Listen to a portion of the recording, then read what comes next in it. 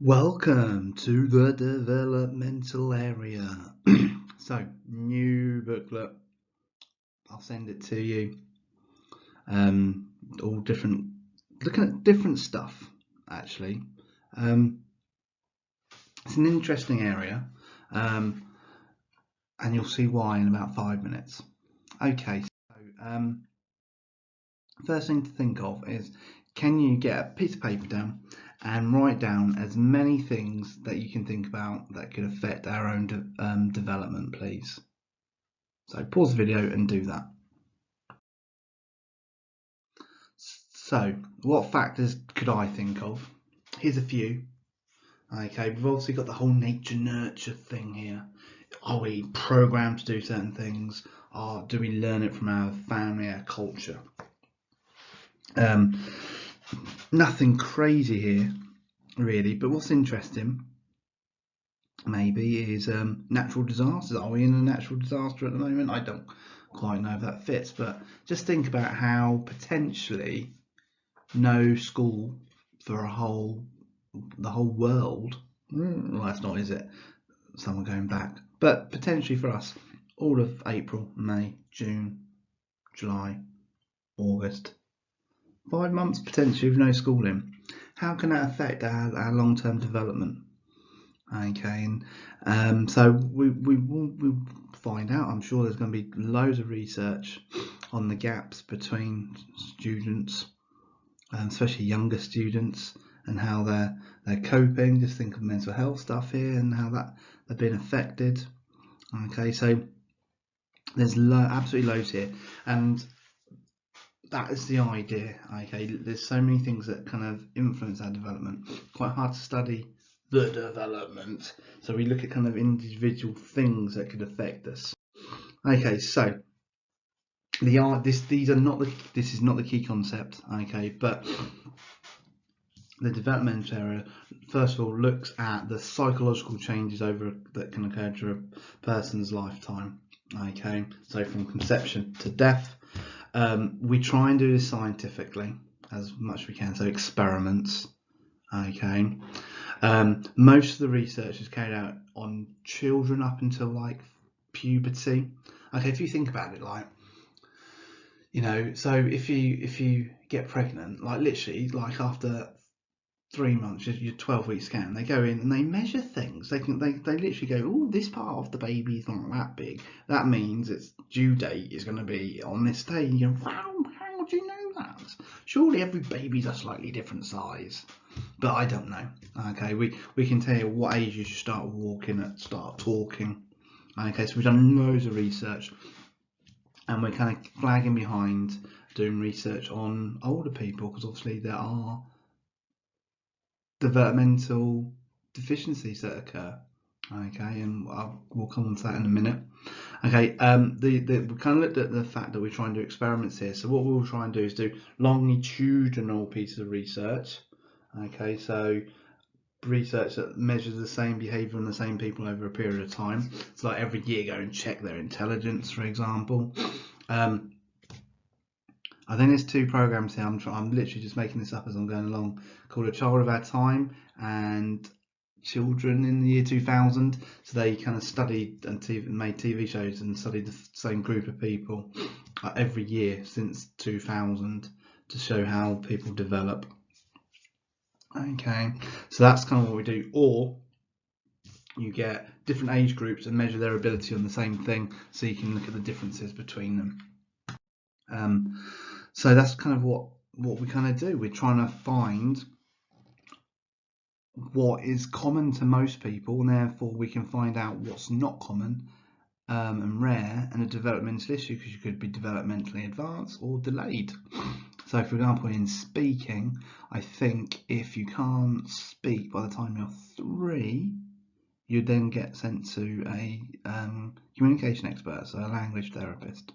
So for example, just kind of changing tact here, just some fMRIs of brains of an old person with some cognitive losses and a healthy 25-year-old. You're seeing there's so much more black there, the brain just stops. Okay, but why does that happen? We don't know. Okay, and unfortunately, I'm sure we've all had loved ones who have suffered some kind of cognitive losses.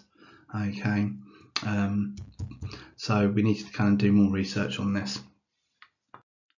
And with that in mind, I told you about, I think I whacked this on the message on Teams a couple of days ago. Watch the Great British Intelligence Test. We're going to do intelligence in like 5 studies time. We've already done a little bit. We've done a couple of tests in class already, but this was really interesting. They compared different age groups on the same test, and you can look at the cognitive deficiencies of old people, basically. Okay, but it's interesting. Please watch it. Okay, it's an hour to watch it. Okay, and it disappears in 4 weeks' time. So get it done, please. Fab. Okay, next thing I want you to do. So, those of you doing child psychology, we're going to do loads more of cognitive development in year 2, but it's very heavily linked to the developmental areas. So I want you to do 2 things.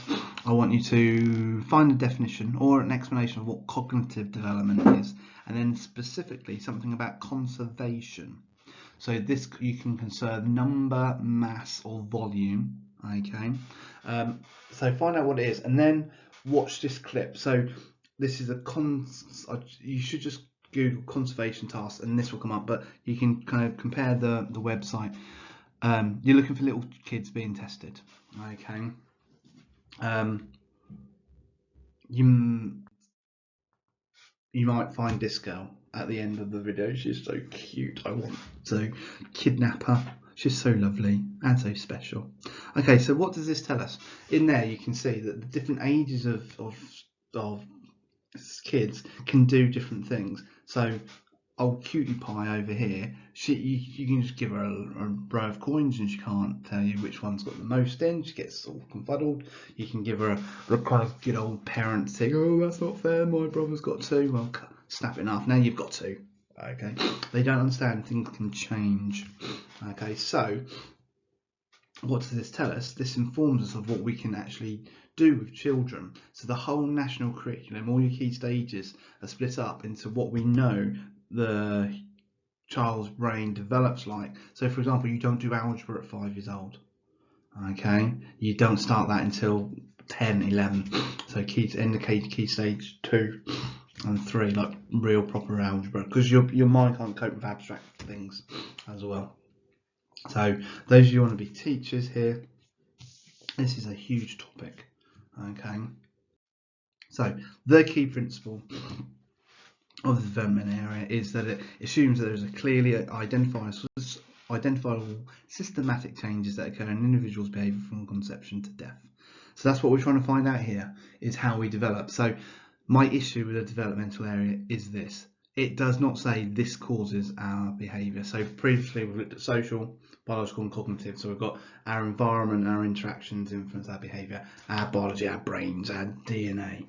Cognitive, all about how our internal mental processes make us act and behave. Now we're just looking at people change. That's all we know. People change. So what we're trying to find out is what causes this. So we're going to go down the lines of nature nurture kind of stuff here.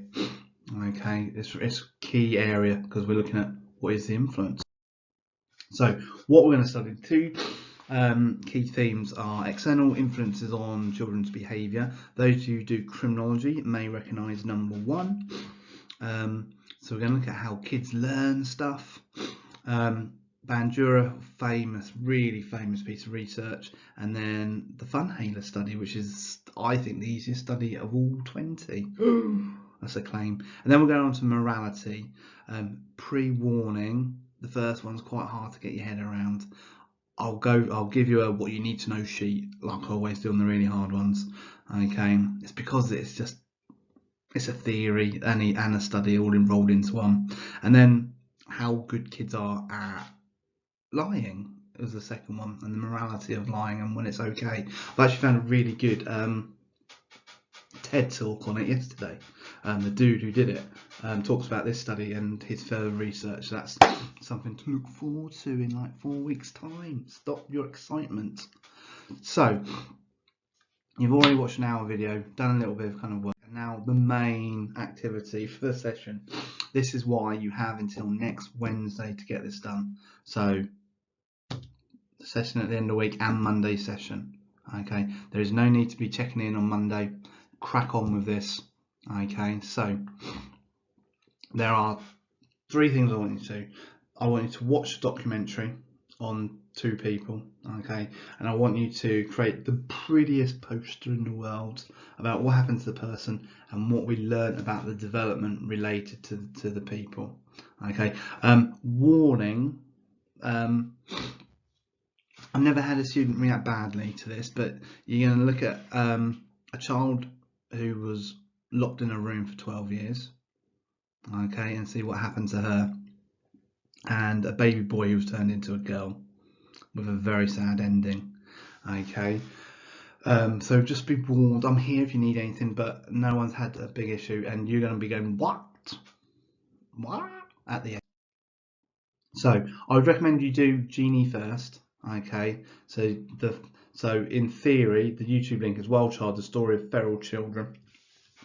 You find out about some wolf boys as well, but focus on Genie. Okay, and then last of all, if you kind of on YouTube search gender development, David Reimer gender development, they put this into 5 parts. There's like 5-10 minute parts. Okay, the picture looks weirder because I've like elongated it, I think is the right term. So it looks okay. So as I said, make a pretty poster about their lives, what happened to them, and all the changes it affected them, and what we learned about this issue. So we're going to focus on language development in Genie and gender identity in David Reimer. Okay, so we've got lots of time to do this, guys. I'm on Teams as always.